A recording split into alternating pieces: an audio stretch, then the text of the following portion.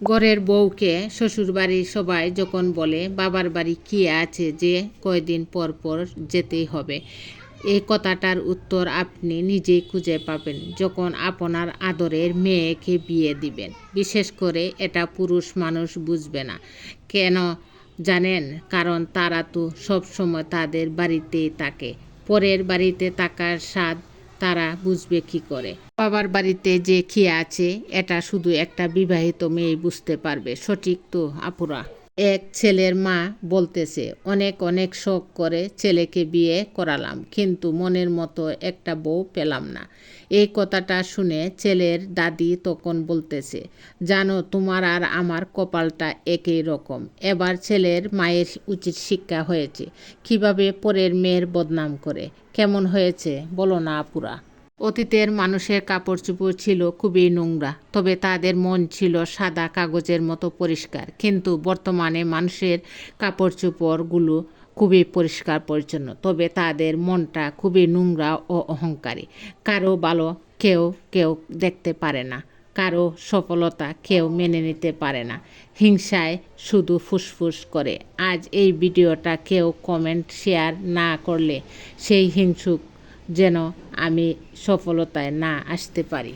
কেউ গিফট করলে আমি কখনোই সেটা অল্প মনে করি না, কারণ আমি জানি আমার কাছে যা অল্প সেটা যেই দিয়েছে তার কাছে সেটা রক্তভেজা গল্প।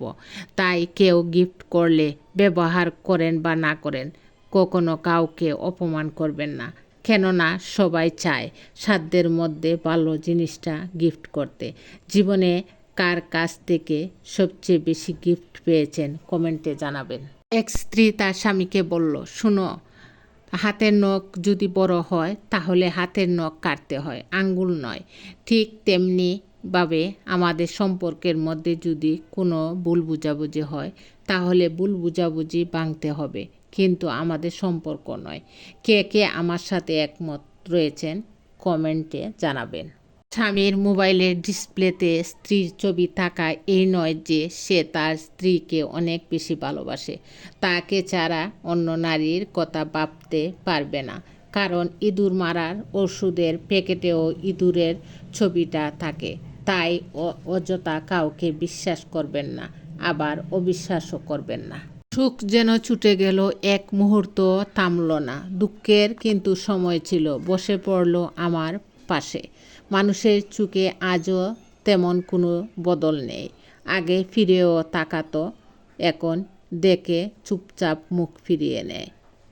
তুমি কি আমার সাথে চলছো? সে মুচকি হেসে বলল, তোর সাথে আর কে থাকতে পারে?